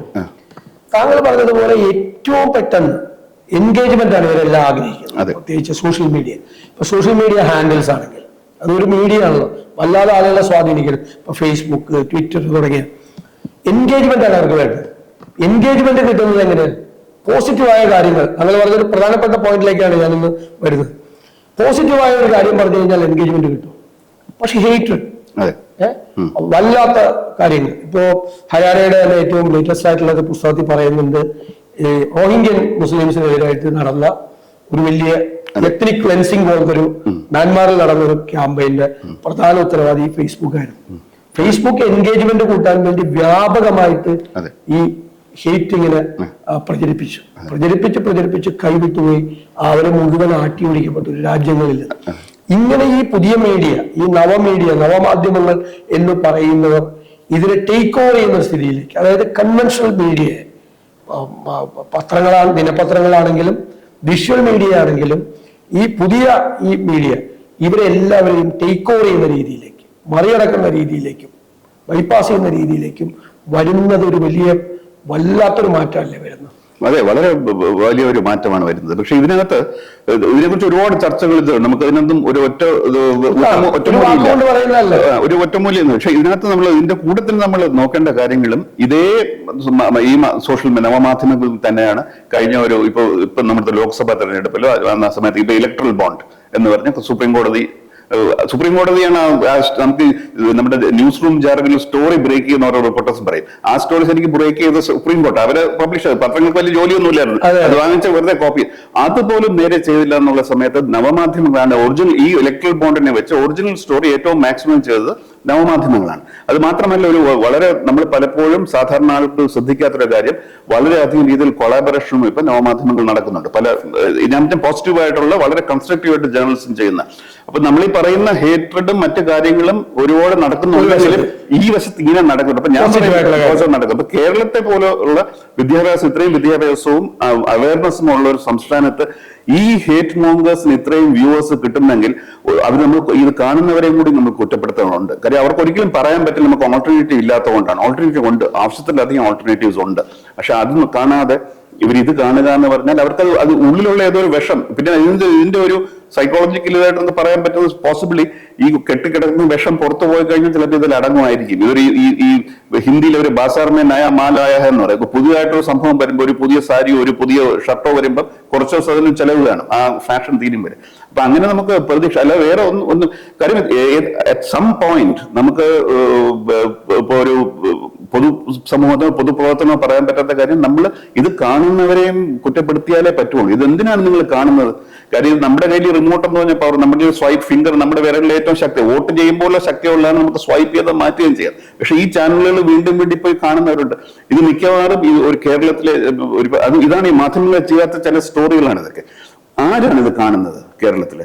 ഈ പറഞ്ഞ 3-4 ചാനലുകളാണ് പ്രധാനമായിട്ടും അവര് പച്ചയ്ക്ക് മുസ്ലിങ്ങൾക്കെതിരെ ഹേറ്റ് സ്പ്രെഡ് ചെയ്യാന്നുള്ള ഇതാണ് അവരുടെ തന്ത്രം. ഇത് ആരാണ് കാണുന്നത്? എനിക്ക് ഉറപ്പുണ്ട്, നമ്മൾ എംപിറിക്കൽ എവിഡൻസ് ഇല്ലാതെ പറയാൻ പാടില്ലെങ്കിൽ എനിക്ക് ഉറപ്പുണ്ട്, നമ്മൾ നോക്കുകയാണെങ്കിൽ ഏകദേശം ഒരു 50 വയസ്സിന് മുകളിലുള്ള നമ്മുടെ നെഹ്റുവിയൻ ഇന്ത്യയിൽ നിന്ന് ഏറ്റവും കൂടുതൽ ബെനിഫിറ്റ്സ് നേടിയിട്ടുള്ള ഒരു ജനറേഷൻ, വിദ്യാഭ്യാസപരമായി പബ്ലിക് എഡ്യൂക്കേഷൻ, പബ്ലിക് ഇൻസ്റ്റിറ്റ്യൂഷൻസ് ജോലി ചെയ്യുക, പെൻഷൻ അവിടുന്ന് വാങ്ങിക്കുക, ഇത് ഏറ്റവും കൂടുതൽ നെഹ്റുവിയൻ സിസ്റ്റത്തിൽ നിന്ന് ബെനിഫിഷ്യറീസ് ആയിട്ടുള്ള അവരുടെ മക്കൾ മിക്കവാറും വിദേശത്ത് ജോലി ചെയ്യുകയും പ്രത്യേകിച്ച് ജോലിയൊന്നുമില്ല, ഇഷ്ടം പോലെ കയ്യിൽ കാശ്. ഈ വിഷം സ്പ്രെഡ് ചെയ്യുന്നതിൽ ഏറ്റവും കൂടുതൽ രാവിലെ എണീറ്റ് വാട്സപ്പിൽ അങ്ങ് തുടങ്ങുകയാണ്, ഇത് ചെയ്യുന്ന ഇവരാണ്. അപ്പൊ ഇങ്ങനെയുള്ളവരെ നമ്മൾ നോക്കുകയാണെങ്കിൽ അവസാനമായിട്ട് ഒരു എലീറ്റിസ്റ്റ് അപ്പർ ക്രസ്റ്റ് ഇങ്ങനെ ഒരു വർഗപരമായും ജാതിപരമായും ഒക്കെ ഇതിനകത്ത് ഒരുപാട് പ്രൊഫൈലിംഗ് ഉണ്ട്. അതിന്റെ ആവശ്യമുണ്ട്, നമുക്ക് അവരെ എക്സ്പോസ് ചെയ്യേണ്ട ആവശ്യമുണ്ട്. അത് നമ്മൾ ചെയ്യുന്നില്ല എന്തുകൊണ്ട്? ഞാൻ ചോദിക്കുന്നത് അത് എന്റെ ചോദ്യം അതാണ്. ഈ ഭരണകൂടം തന്നെ ഇങ്ങനത്തെ നെറേറ്റീവുകൾ ഉണ്ടാക്കി, ഒരുപാട് നെറേറ്റീവുകൾ ഉണ്ടാക്കി, തെറ്റായ, അതായത് വസ്തുതാപരമായി യാതൊരു ബന്ധമില്ലാത്ത, സ്റ്റാറ്റിസ്റ്റിക്സ് പരിശോധിച്ചാൽ അല്ലെങ്കിൽ ഡേറ്റ പരിശോധിച്ചാൽ വസ്തുതകളുമായി ഒരു ബന്ധമില്ലാത്ത നെറേറ്റീവുകൾ ഉണ്ടാക്കി. ഈ നെറേറ്റീവുകൾ ഈ നമുക്കിഷ്ടപ്പെട്ട മീഡിയങ്ങളിലൂടെ ആളുകളുടെ തലയിലേക്ക് അടിച്ചേൽപ്പിക്കപ്പെടുന്ന ഒരു കാലത്താണ് നമ്മൾ ജീവിക്കുന്നത്. കാരണം നമ്മളിപ്പോ നമ്മുടെ സോഷ്യൽ മീഡിയ ഹാൻഡിൽ പോലും നിരീക്ഷിക്കുകയാണ്. നമുക്കിഷ്ടമുള്ള സംഗീതം, നമുക്കിഷ്ടമുള്ള ഭക്ഷണം, നമുക്കിഷ്ടമുള്ള ഫിലിം, നമ്മുടെ ഇൻട്രസ്റ്റുകൾ, നമ്മുടെ പൊളിറ്റിക്കൽ അപ്രോച്ച്, ഇതെല്ലാം മനസ്സിലാക്കി നമുക്കിഷ്ടപ്പെട്ട മീഡിയത്തിലൂടെ അവർക്കിഷ്ടപ്പെട്ട കാര്യങ്ങൾ നമ്മളിലേക്ക് അടിച്ചേൽപ്പിക്കുന്ന തരത്തിലുള്ള ഒരു ഇൻഡയറക്റ്റ് ആയിട്ടുള്ള ഒരു അറ്റാക്ക്. നമ്മളെ ബ്രെയിൻ വാഷ് ചെയ്യുന്ന, നമ്മൾ പറയുന്ന പോലെ നമ്മൾ അറിയാതെ നമ്മുടെ ബ്രെയിൻ വാഷ് ചെയ്യപ്പെടുന്ന ഒരു സാധാരണക്കാരനായ ഒരാളെ വളരെ ഈസി ആയിട്ട് ഇവർക്ക് കൈകാര്യം ചെയ്യാൻ പറ്റാവുന്ന രീതി, അല്ലെങ്കിൽ ഈ ഫേക്ക് ആയിട്ടുള്ള കാര്യങ്ങളാണ് ഈ പറയുന്ന മുഴുവൻ ഫേക്ക് ആയിട്ടുള്ള കാര്യങ്ങളാണ്, യാഥാർത്ഥ്യവുമായി പുലബന്ധം പോലും ഇല്ലാത്ത കാര്യങ്ങളാണ്. അത് നവമാധ്യമങ്ങളിൽ മാത്രമല്ല, അല്ലാത്ത മീഡിയയിൽ കൂടി, മെയിൻ സ്ട്രീം മീഡിയയിൽ കൂടി അത് ഉണ്ടാകുന്നു എന്നുള്ളത് വളരെ സങ്കടകരമായ കാര്യമാണ്. ഇപ്പോ ഞാൻ പറഞ്ഞാൽ, ഇപ്പോ രാഷ്ട്രീയ നേതാക്കളുമായിട്ട് മാധ്യമങ്ങൾ നല്ല ബന്ധം പുലർത്തിയിരുന്ന ഒരു കാലം ഉണ്ടായിരുന്നു. ഇപ്പൊ അതല്ല, ഇപ്പൊ അങ്ങനത്തെ ബന്ധമല്ല ഉള്ളത്. ഇപ്പൊ വളരെ വ്യത്യസ്തമായിട്ടുള്ള ബന്ധമാണ്. താങ്കൾ നേരത്തെ സൂചിപ്പിച്ചതുപോലെ ഒരു വശത്ത് ഭയമുണ്ട്, ഒരു വശത്ത് ഭയക്കേണ്ടാത്തവർ പോലും വിധേയരായിട്ട് ജീവിക്കുന്ന ഒരു സാഹചര്യമുണ്ട്. റേറ്റിങ്ങിന് വേണ്ടിയിട്ട് കോംപ്രമൈസ് ചെയ്യുന്നുണ്ട്, ഇതെല്ലാം ഉണ്ട്. പക്ഷെ ഞാൻ ചോദിക്കുന്നത്, രാഷ്ട്രീയക്കാരെ കുറിച്ച് ഉള്ള, രാഷ്ട്രീയ നേതൃത്വത്തെ കുറിച്ചുള്ള പൊതുവായ ആക്ഷേപം, അവര് കാര്യങ്ങൾ പഠിക്കാതെ പറയുന്നു, അവര് വായനയില്ല, അവര് കാര്യങ്ങൾ അനലൈസ് ചെയ്യുന്നില്ല, വിശകലനം നടത്തുന്നില്ല, അവർക്ക് ഡെപ്ത് ഇല്ല, അവർ പുതിയ കാര്യങ്ങളെ കുറിച്ച് പറയുന്നില്ല, പുതിയ ആശയങ്ങൾ പറയുന്നില്ല എന്നാണ്. ഇത് സത്യത്തിൽ ഒരു നമ്മളിത് ഇപ്പം, അതായത് പഴയകാല രാഷ്ട്രീയ നേതാക്കളെയും പുതിയ കാല രാഷ്ട്രീയ നേതാക്കളെയും കമ്പയർ ചെയ്തുകൊണ്ടാണ്. താങ്കളിപ്പോ സൂചിപ്പിച്ചതുപോലെ നെഹ്റുവിയൻ കാലഘട്ടത്തിലും ഉണ്ടായിരുന്ന ആളുകളെയും ഈ പുതിയ യുഗത്തിലുണ്ടായ ആളുകളെയും കമ്പയർ ചെയ്തുകൊണ്ട് അതേ പ്രശ്നം മാധ്യമരംഗത്തുമില്ലേ? മാധ്യമ പ്രവർത്തകരുടെ ഇടയിലും ഈ പറയുന്ന ഒരു ക്വാളിറ്റി ഉള്ളവരുണ്ട്. ഇതിൽ രാഷ്ട്രീയത്തിലുണ്ടാവും. മാധ്യമപ്രവർത്തനം നടത്തുന്ന ആളുകളുടെ കൂടി ഒരു സംഭവം കൂടിയില്ലേ? തീർച്ചയായിട്ടും. ഇന്ത്യയിലെ പല ഇൻസ്റ്റിറ്റ്യൂഷൻസും ഞാൻ കാണുന്ന, താങ്കൾ എന്നോട് യോജിക്കണമെന്നില്ല, ഞാൻ കാണുന്ന പ്രധാനമായിട്ടുള്ള പ്രശ്നം നമ്മുടെ ഇപ്പോഴും നമ്മൾ റെപ്രസെന്റേറ്റീവ് ഡെമോക്രസി അല്ല എന്നുള്ളത്. നമ്മുടെ ഏത് മേഖലയും, ഇപ്പം ജുഡീഷ്യറി എടുത്താലും IAS സിവിൽ സർവീസ് എടുത്താലും നമ്മൾ ഒരു റെപ്രസെന്റേറ്റീവ് ഡെമോക്രസി അല്ല. ഇതേ പ്രശ്നം ഇന്ത്യയിലെ മിക്കവാറും 98% ന്യൂസ് റൂമുകളിലും ഇതേ പ്രശ്നങ്ങളുണ്ട്. നമ്മൾ നോക്കുകയാണെങ്കിൽ നമ്മൾ എത്ര മുസ്ലിം എഡിറ്റേഴ്സ് ഇന്ത്യയിൽ നമ്മൾ പേര് പെട്ടെന്ന് ഓർമ്മ വരും. ഒരു MJ അക്ബർ ഓർമ്മ വരുമായിരിക്കും, അല്ല എത്ര പേരുടെ പെട്ടെന്ന് നമുക്ക് ഓർമ്മ വരും. ഒരു മുസ്ലിം എഡിറ്റർ, അല്ലെങ്കിൽ ഒരു ദളിത് എഡിറ്റർ, ഒരു ദളിത് ജേർണലിസ്റ്റ് ദിവസവും വായിക്കുന്ന നമുക്ക് ഇത് ശരിക്കും പറഞ്ഞാൽ നമ്മുടെ ഇന്ത്യൻ ന്യൂസ് റൂമിൽ ഇങ്ങനെ ഒരു സംഭവം ഇല്ല, വളരെ വളരെ കുറവാണ്. ഏകദേശം ഞാൻ നേരത്തെ പറഞ്ഞു 96, 97, 98% ഞാൻ ജോലി ചെയ്യുന്ന ടെലിഗ്രാഫിൽ പോലും വിരലിൽ എണ്ണാവുന്ന മുസ്ലിം ജേർണലിസ്റ്റുള്ളൂ. അപ്പൊ ഇങ്ങനെ ഉള്ള പ്രശ്നം വരുന്നത് ഈ റെപ്രസെന്റേഷൻ ഇല്ലാതെ ഇവരെന്ത് വാർത്തയാണ്, ആരെ കുറിച്ചുള്ള വാർത്തയാലും അവർക്കറിയില്ല എന്താണ് സംഭവം. പലർക്കും റംസാൻ എന്താണ്, ഈദ് എന്താണ്, ഇത് തമ്മിലുള്ള വ്യത്യാസം പോലും അറിയില്ല. ഞാൻ ഇന്നലെ കേട്ടത്, ഒരു മലയാളത്തിലെ ഒരു പത്രം ഒരു ക്യാപ്ഷനിൽ ഒരു തെറ്റ് വരുത്തി, അതിനുശേഷമാണ് അവർ ആദ്യമായിട്ട് ഒരു മുസ്ലിം ജേർണലിസ്റ്റിനെ ഹയർ ചെയ്തത്. അതൊരു ശരിയായ നടപടിയല്ല. ഇതിനു വേണ്ടി ഹയർ ചെയ്തെന്ന് പറഞ്ഞാൽ അതും അതിനകത്തൊരു പ്രശ്നമുണ്ട്. അത് മറ്റു ജേർണലിസ്റ്റിന് വേണ്ടിയല്ല, അവർക്ക് തെറ്റുണ്ടായവരെ വേണ്ടി ഹയർ ചെയ്യുന്നുള്ള. അപ്പൊ ഇങ്ങനെയുള്ള റെപ്രസെന്റേഷൻ ഇല്ലെങ്കിൽ നമ്മുടെ ഇപ്പോൾ അതായത് സൊസൈറ്റിയിലെ ഒരു ക്രോസ് സെക്ഷൻ അത് ഇവിടെയും വരണം. ആ റെപ്രസെന്റേഷൻ അത് ആദ്യം വരേണ്ട മാധ്യമത്തിലാണ്. ഇപ്പൊ മാധ്യമത്തിലും സിവിൽ സർവീസിലും ജുഡീഷ്യറിയിലും ഇത് വരാതെ നമ്മുടെ പല പ്രശ്നങ്ങളിലും ഒരിക്കലും നമ്മൾ സോൾവ് ചെയ്യാൻ കഴിയും. കാര്യം എന്തുകൊണ്ടാണ് സുപ്രീം കോടതിയിൽ ഒരു ജഡ്ജിക്ക് പറയാൻ കഴിയുന്നത് ഞാൻ ദൈവത്തിനോട് ദൈവത്തിനോട് നമുക്ക് പലപ്പോഴും പ്രാർത്ഥിക്കുന്നതിൽ തെറ്റില്ല, പക്ഷെ ഒരു ഗൈഡൻസ് ചോദിക്കുക എന്ന് പറയുന്നത് ചോദിക്കാൻ അത് എന്തുകൊണ്ടാണ് പറയാൻ കഴിയുന്നത്? അവിടെ ഒരു ആ കോടതിയിൽ അങ്ങനെ ഒരു ജഡ്ജിമാർ ഇരിക്കുക, അവർക്ക് റെപ്രസെന്റേഷൻ ഉണ്ടെങ്കിൽ അങ്ങനെയൊക്കെ സംസാരിക്കാൻ പറ്റും. നമ്മളിപ്പോ ഒരു പൊതുസമൂഹത്തിൽ നമുക്ക് സംസാരിക്കാൻ പറ്റുമോ? ഞാൻ എന്റെ ദൈവത്തിനോട് പ്രാർത്ഥിച്ച അത് പറഞ്ഞു അദ്ദേഹത്തിന്റെ അടുത്ത് രാവിലെ ഈ ബസ്സിൽ കയറി പോകണം എന്ന് പറഞ്ഞ് നമ്മൾ പറയില്ല അങ്ങനെ. അപ്പം റെപ്രസെന്റേഷൻ വളരെ വളരെ പ്രധാനപ്പെട്ട കാര്യമാണ്. ഇപ്പം ഉദാഹരണത്തിന് ഇപ്പം ഞാൻ എന്റെ അടുത്ത് ഒരു ദളിത് സമൂഹത്തിൽ ഇന്ന് നേരിടുന്ന പ്രശ്നങ്ങളെ കുറിച്ച്, പ്രത്യേകിച്ച് എഡ്യൂക്കേഷനിലൊക്കെ വളരെയധികം പ്രശ്നങ്ങൾ നേരിടും. നമ്മൾ മൊത്തമായിട്ട് എടുക്കും പലപ്പോഴും നമ്പേഴ്സ് ഇപ്പൊ ഈ ഗ്രാൻഡ് ഇങ്ങനെയുള്ള കാര്യങ്ങളൊക്കെ വളരെ വളരെ എക്സിസ്റ്റൻഷ്യൽ ക്രൈസിസ് ആണ്. പക്ഷെ എന്റെ അടുത്ത് ചോദിക്കുകയാണെങ്കിൽ ഞാൻ കാണുന്ന സമൂഹവും ആ സമൂഹമായിട്ട് എനിക്കൊരു ബന്ധമില്ല. ഞാൻ അതിനെക്കുറിച്ച് എന്ത് എഴുതും? അതൊരു സബ്ജക്ട് പോലും ആയിട്ടില്ല. അപ്പൊ ഒരിക്കലും അതൊരു ടോപ്പിക് പോലും ഒരു ന്യൂസ് റൂമുകൾ ആവാറുണ്ട്. അപ്പം ഈ പ്രധാനപ്പെട്ട ജേർണലിസ്റ്റുകളുടെ ക്വാളിറ്റിയെക്കാട്ടിൽ ഏറ്റവും കൂടുതൽ ബുദ്ധിമുട്ട് വരാൻ പോകുന്ന ഇപ്പൊ നമ്മൾ അനുഭവിച്ചുകൊണ്ടിരിക്കുന്നത്, ഉദാഹരണത്തിന് മറ്റൊരു ഉദാഹരണം പറയാം. ബംഗ്ലാദേശിൽ ഈ പ്രശ്നങ്ങൾ നടന്നപ്പോൾ നമ്മള് പ്രധാനമന്ത്രി പ്രസ്ഥാനം ഇറക്കി, അത് ഒരു ഉളുപ്പും കൂടാതെ നമ്മൾ ഫ്രണ്ട് പേജ് ഇടുകയാണ്. പക്ഷെ അതേ ആഴ്ച സംഭാലിൽ നമ്മൾ 4 പേരെ വെടിവെച്ചു വന്നു. ഇവിടെ 4 മുസ്ലിങ്ങളെ വെടിവെച്ചു വന്ന രാജ്യത്ത് നമ്മൾ ബംഗ്ലാദേശിനോട് ലെക്ചർ ചെയ്യാതെ എങ്ങനെ നിങ്ങൾ മൈനോറിറ്റി ട്രീറ്റ് ചെയ്യണം. അപ്പൊ അത് ആംപ്ലിഫൈ ചെയ്യാന്നുള്ളതാണ് ഇവിടുത്തെ മാധ്യമം. പക്ഷെ ഇവിടുത്തെ മാധ്യമങ്ങൾ ചോദിക്കേണ്ടത് നിങ്ങൾ എന്താണ് ഈ രാജാവ് നഗ്നനാണെന്ന് പറയുകയല്ലേ ഒരു മാധ്യമത്തിന്റെ പ്രധാന ജോലി. പക്ഷെ അത് പറയാനായിട്ട് സംഭാലിൽ ആരെങ്കിലും ആ 4 പേര് മരിച്ചു കാണും. അത് അവര് പറയുന്നു അങ്ങനെ പ്രശ്നം ഉണ്ടാക്കി. അത് പറയുന്നത് ക്ലാഷ്, ശരി ക്ലാഷ് അല്ല, പ്രതിഷേധിച്ചവരെ വെടിവെക്കുകയാണ് ചെയ്തത്. പക്ഷെ നമ്മൾ എഴുതുമ്പോൾ പലപ്പോഴും പറയുന്ന ഏറ്റുമുട്ടൽ, ഹിന്ദു മുസ്ലിം അല്ലെങ്കിൽ പോലീസുമായി ഏറ്റുമുട്ടലല്ല അവിടെ ഉണ്ടാവും. പ്രതിഷേധം കൊണ്ട് കൈവിട്ടു പോയപ്പം വെടിവെപ്പിൽ മരിക്കുകയാണ് ഉണ്ടാവുക. പ്രശ്നം ഉണ്ടാക്കുകയായിരുന്നു. അപ്പൊ പലപ്പോഴും ഈ വാക്കുകൾ പോലും ഞാൻ പറഞ്ഞ റെപ്രസെന്റേഷൻ ഉള്ള ഒരു ന്യൂസ് റൂമിൽ വളരെ സൂക്ഷിച്ച് അവർ ഈ വാക്കുകൾ ഉപയോഗിക്കുള്ളൂ. ഇപ്പൊ ഇന്ന് ഞാൻ വായിച്ചു ക്ലാഷസ് ഇൻ സംബൽ, ഇത്ര പേര് മരിച്ചു, അന്നത്തെ കാര്യത്തെ കുറിച്ച് പറയും. ഇത്രയും ദിവസം ഉണ്ടായിട്ട് പോലും നമ്മൾ പറയുന്ന ഗ്രാമർ, നമ്മൾ പറയുന്ന ലാംഗ്വേജ്, ഇതെല്ലാം ഞാൻ നേരത്തെ പറഞ്ഞ ഒരു ലീറ്റിസ്റ്റ്, ഒരു അരാഷ്ട്രീയമായിട്ട് ഇതിനകത്ത് ഓരോ വാക്കിനും ഓരോ അർത്ഥമുണ്ട്. അതുപോലും ആലോചിക്കാൻ അത് അവരുടെ കഴിവുകളുണ്ടല്ലോ. ഏറ്റവും കൂടുതൽ ഞാൻ പഠിച്ചിരുന്ന കാലത്തെക്കാൾ ഏറ്റവും മനോഹരമായിട്ട് സംസാരിക്കാനും എഴുതാനും കഴിവുള്ള ചെറുപ്പക്കാരാണ് ഇപ്പോഴുള്ളത്. പക്ഷേ അവർക്ക് പല പ്രശ്നങ്ങളുമായിട്ട് അവർക്ക് അറിയില്ല. അതാണ് ന്യൂസ് റൂമിൽ റെപ്രസെന്റേഷനുള്ള വളരെ വളരെ പ്രധാനമുള്ള ഒരു പ്രാധാന്യം. ദേശീയ മാധ്യമങ്ങളെ കുറിച്ചും ദേശീയ തലത്തിലെ പ്രശ്നങ്ങളെ കുറിച്ചും ഇതിൻ്റെ ഇടയിൽ ബംഗാളിലെ കാര്യം കൂടി പരാമർശിക്കേണ്ടായി. കേരളത്തിലേക്ക് വരുമ്പോൾ കേരളത്തിലെ മാധ്യമരംഗവും ശ്രദ്ധയോടുകൂടി നോക്കിക്കാണുന്ന ഒരാളാണ് താങ്കൾ. ഇതൊന്നും ഇല്ലാത്തൊരു സ്ഥലമാണ് കേരളം. ഇത് മാധ്യമ പ്രവർത്തനം നടത്തുന്നതിന് അങ്ങനത്തെ പ്രശ്നങ്ങളൊന്നും കാര്യമായിട്ടില്ല. പക്ഷെ ആ കേരളത്തിൽ പോലും മാധ്യമ പ്രവർത്തകർക്കെതിരായിട്ട് കേസുകൾ എടുക്കുന്നു, അല്ലെങ്കിൽ ജയിലിലടയ്ക്കുമെന്നുള്ള ഭീഷണിപ്പെടുത്തുന്നു. വേറെ രീതിയിലാണ് മാധ്യമപ്രവർത്തകന്റെ വീട്ടിലേക്ക് പ്രകടനം നടത്തുന്നു, മാധ്യമ സ്ഥാപനത്തിലേക്ക് അകത്തേക്ക് കയറി പ്രകടനം നടത്തുന്നു, മാധ്യമപ്രവർത്തകന്റെ വീടിന് മുമ്പിൽ പോസ്റ്റ് ഒട്ടിക്കുന്നു, വനിതാ മാധ്യമപ്രവർത്തകർക്കെതിരായിട്ടുള്ള സൈബർ അറ്റാക്ക് നടക്കുന്നു, രൂക്ഷമായിട്ടുള്ള സൈബർ അറ്റാക്ക് നടക്കുന്നു. സെക്രട്ടേറിയറ്റിൽ അക്രഡിറ്റേഷൻ ഉള്ള പത്രപ്രവർത്തകരെ പ്രവേശിപ്പിച്ചിരുന്നത് സ്റ്റോപ്പ് ചെയ്ത് നാളെ മുതൽ ആരും വരണ്ട എന്ന് പറയുന്നു. അപ്പോ കേരളത്തിൽ ചെയ്യാവുന്നതിന്റെ മാക്സിമം ഇത് അല്ലെ? കേരളം പോലുള്ള സംസ്ഥാനത്ത് ചെയ്യാൻ പറ്റാവുന്നതിന്റെ മാക്സിമം പറ്റാത്തതുകൊണ്ടാണ് അതിലപ്പുറത്തേക്ക് പോകാത്തത്. അപ്പൊ ഇതും ഈ പറയുന്ന ഈ ഗവൺമെന്റുകളുടെ ഭരണകൂടങ്ങളുടെ, ഈ ഡൽഹിയിലിരിക്കുന്ന ഭരണകൂടത്തിന്റെയും തിരുവനന്തപുരത്തിരിക്കുന്ന ഭരണകൂടത്തിന്റെയും തമ്മിൽ വലിയ അകലമില്ല എന്നുള്ള ചില സൂചനകളാണ്. ഞങ്ങളൊക്കെ അതിനെ ശക്തിയായിട്ട് നമ്മൾ എതിർക്കാറുണ്ട്. ഇപ്പോൾ ഞങ്ങളും വിമർശിക്കപ്പെടാറുണ്ട്. ഇപ്പൊ പ്രതിപക്ഷം എന്ന നിലയിൽ നമ്മളൊക്കെ വിമർശിക്കപ്പെടാറുണ്ട്. പക്ഷെ വിമർശിക്കപ്പെടുമ്പോൾ നമ്മൾ നോക്കും അത് ശരിയായിട്ടുള്ളൊരു വിമർശനമാണോ, ആണെങ്കിൽ നമ്മൾ അത് കറക്റ്റ് ചെയ്യും. അല്ലെങ്കിൽ നമ്മൾ അവരെ പറഞ്ഞ് ബോധ്യപ്പെടുത്തും, നിങ്ങളൊരു തെറ്റായ വസ്തുതാപരമായ അല്ലാത്ത കാര്യമാണ് പറഞ്ഞത് എന്ന് ബന്ധപ്പെട്ടവരെ ബോധ്യപ്പെടുത്തും. അതിന്റെ അപ്പുറത്തേക്ക് ഒരു വൈരാഗ്യ ബുദ്ധിയോടുകൂടി, ഒരു ശത്രുതയോടുകൂടി ഇപ്പൊ ഓൺലൈൻ മാധ്യമങ്ങളെ മുഴുവൻ അറസ്റ്റ് ചെയ്യുക, എല്ലാവരും ഭയപ്പെടുത്തി ഏതെങ്കിലും തരത്തിൽ കേസെടുക്കാനും, കേസെടുത്തിട്ട് പിന്നെ അവരല്ലേ കേസ് നടത്തുന്നത്. എനിക്ക് തോന്നുന്നത് കേരളത്തിലെ മിക്കവാറും സർക്കാരിനെ വിമർശിക്കുന്ന എല്ലാ ഓൺലൈൻ മാധ്യമങ്ങൾക്കെതിരെ കേസുണ്ട്.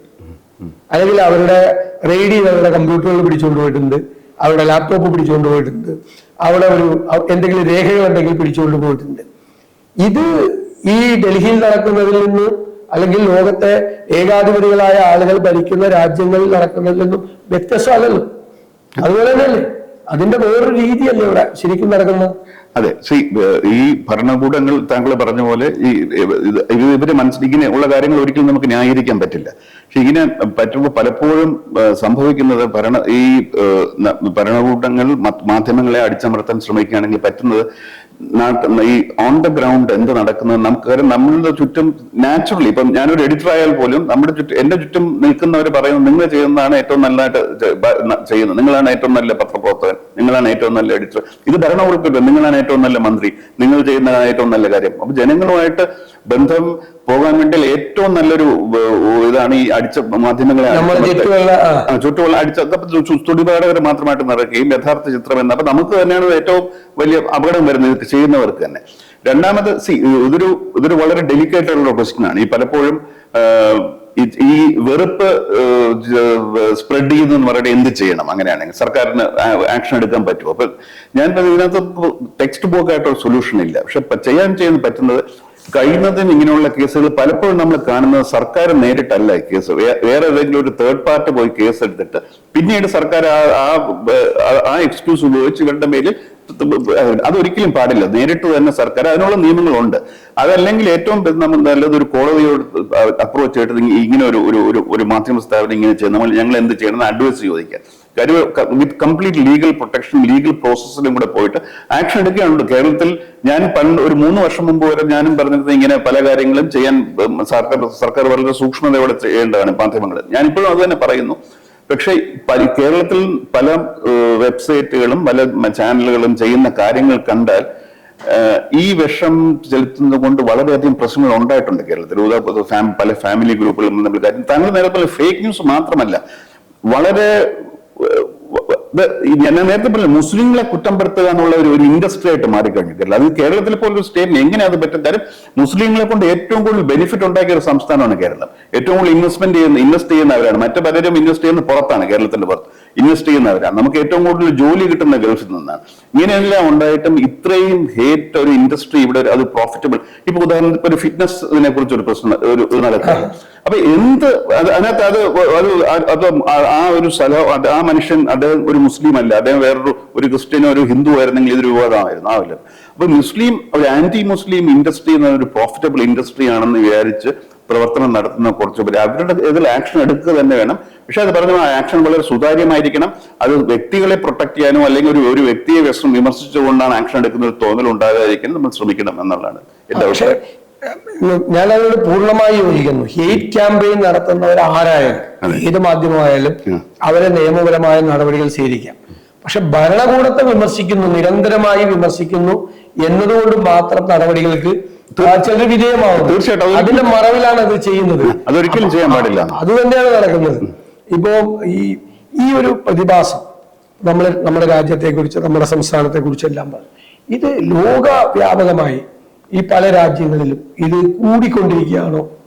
ഇപ്പൊ നമ്മൾ നേരത്തെ ഇന്റർനാഷണൽ റേറ്റിംഗ് ഒക്കെ പറഞ്ഞെങ്കിലും ലോകത്തെ പല രാജ്യങ്ങളിലും ഞാനെപ്പോഴും പറയാറുള്ള ഒരു പോയിന്റാണ്, 20ാം നൂറ്റാണ്ടിന്റെ ആദ്യ പകുതിയിൽ ലോകത്ത് സംഭവിച്ചതെല്ലാം 21ാം നൂറ്റാണ്ടിന്റെ ആദ്യ പകുതിയിൽ പുതിയ ഫോർമാറ്റിൽ സംഭവിക്കുന്നു എന്നതാണ്. അവിടെ ഈ ലോകത്തെ പല രാജ്യങ്ങളിലും ഈ ഭീഷണി നേരിടുന്നില്ല. തീർച്ചയായിട്ടും വളരെ ഉദാഹരണം അത് നമ്മൾ എപ്പോഴും പറയുന്ന മാധ്യമ സ്വാതന്ത്ര്യത്തിന്റെ ഏറ്റവും ഉദാഹരണമായിട്ട് അമേരിക്കയാണ് പറയുന്നത്. അമേരിക്കയിൽ പോലും ഇപ്പൊ ട്രംപ് ഇപ്പൊ 2 ദിവസം മുമ്പ് ABC അദ്ദേഹമായിട്ട് ഒരു $15 million ഒരു ഡിഫമേഷൻ സൂട്ട് സെറ്റിൽ ചെയ്തു. ഇത് ആലോചിക്കാൻ പോലും കാര്യം അവർ പറഞ്ഞതിൽ ഒരു തെറ്റുണ്ടായിരുന്നു. അവര് സെക്ഷൽ ഹറാസ്മെന്റ് അല്ലെ സെക്ഷൽ ഹറാസ്മെന്റ് എന്ന് പറയുമ്പോൾ റേപ്പ് എന്ന റിപ്പോർട്ടർ ഉപയോഗിച്ചു എന്നുള്ളതാണ് ട്രംപ് കോടതി പോയത്. പക്ഷെ അദ്ദേഹത്തെ ശിക്ഷിച്ച കേസാണ്, വാക്ക് മാറിയെന്നുള്ളൂ. പക്ഷെ ആ ജഡ്ജ്മെന്റിനകത്ത് പോലും ജഡ്ജ്മെന്റ് പറയുന്നുണ്ട് ഇത് സെക്ഷൽ അസോൾട്ട് ആണോ റേപ്പ് ആണോ എന്ന് നമുക്ക് വ്യക്തമായിട്ട് അത് പറയാൻ പറ്റില്ല എന്നൊരു വാക്കും ഉപയോഗിച്ചിട്ട്. അപ്പം തീർച്ചയായിട്ടും അമേരിക്ക പോലെ ഫസ്റ്റ് അമെന്റ്മെന്റ് പ്രൊട്ടക്ട് ചെയ്യുന്ന നമുക്കില്ലാത്ത പ്രൊട്ടക്ഷൻ അമേരിക്കയുണ്ട്. പ്രൊട്ടക്ഷൻ അതായത് നമ്മള് തെറ്റായ വാർത്ത റിപ്പോർട്ട് ചെയ്ത് പ്രൂവ് ചെയ്താൽ പോരാ. നമുക്ക് റിപ്പോർട്ട് ചെയ്യുന്ന സമയത്ത് തെറ്റാണെന്ന് അറിഞ്ഞുകൊണ്ട് വിത്ത് മാലിസ് നമ്മൾ ദുരുദ്ദേശത്തോടെ ചെയ്യുന്നത് പ്രൂവ് ചെയ്യണം. അതൊരിക്കലും പ്രൂവ് ചെയ്യാൻ പറ്റില്ല. അപ്പം അങ്ങനെയുള്ള ഒരു അമേരിക്കയിൽ പോലും ഇത്രയും വലിയൊരു സ്ഥാപനത്തിന് ട്രംപ് പ്രസിഡന്റ് ആകുമ്പോഴാണ് ചെയ്യുന്നത്. അപ്പൊ ഇലക്ഷൻ ജയിച്ച ശേഷം അദ്ദേഹത്തെ സെറ്റിൽ ചെയ്യാണ്.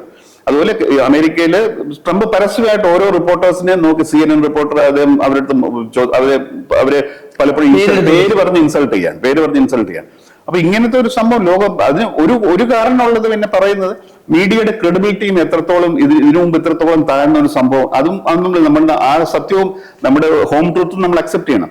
മീഡിയയുടെ ക്രെഡിബിലിറ്റി അത്രയും ഉണ്ടായിരുന്ന ഒരു മീഡിയ ഒരിക്കലും ആർക്കും ഒന്നും ചെയ്യാൻ പറ്റില്ല. പക്ഷെ നമ്മുടെ വീക്ക് ആവുമ്പോൾ നാച്ചുറലി അപ്പൊ ഈ ഡെമോക്രാറ്റിക് ഇൻസ്റ്റിറ്റ്യൂഷൻസ് വീക്ക് ആവുമ്പോൾ അതിന്റെ മേലുള്ള അറ്റാക്കും കൂടുതൽ ലോകം മുഴുവൻ ഉള്ള സംഭവം തന്നെയാണ്. ഞാനൊരു വലിയ പോയിന്റ് പറഞ്ഞു നേരത്തെ സംസാരിച്ചപ്പോൾ, അതായത് ഈ മാധ്യമങ്ങൾ ദുർബലമായ അല്ലെങ്കിൽ ഭയത്തിന് കീഴ്പ്പെട്ടാൽ, വിധേയരായി മാറിയാൽ, അല്ലെങ്കിൽ മെയിൻ സ്ട്രീമിൽ നിന്ന് മാറി നിൽക്കുകയും അവാസ്തവമായ വാർത്തകൾ പ്രചരിപ്പിക്കുകയും ചെയ്താൽ സത്യം ആരും അറിയാൻ പോകുന്നില്ല. അതാണല്ലോ പ്രധാനപ്പെട്ട പ്രശ്നം. ഇത് നമ്മുടെ ഒരു ഇൻഫർമേഷൻ നെറ്റ്വർക്ക് അല്ലേ. ഒരു പുതിയ കാലത്തിൽ പുതിയ സംവിധാനങ്ങൾ ഉപയോഗിച്ചുകൊണ്ട് നമുക്ക് യഥാർത്ഥ വാർത്തകൾ, നടക്കുന്ന കാര്യങ്ങൾ ആളുകളിലേക്ക് കമ്മ്യൂണിക്കേറ്റ് ചെയ്യാൻ വേണ്ടിയിട്ടുള്ള മീഡിയമാണ്. അത് തകർന്നു പോയി കഴിഞ്ഞാൽ നമ്മുടെ ജനാധിപത്യ വ്യവസ്ഥിതിയെയും നമ്മുടെ സിസ്റ്റത്തെയും ഒക്കെ ഗൗരവകരമായി ബാധിക്കാൻ പോകാം.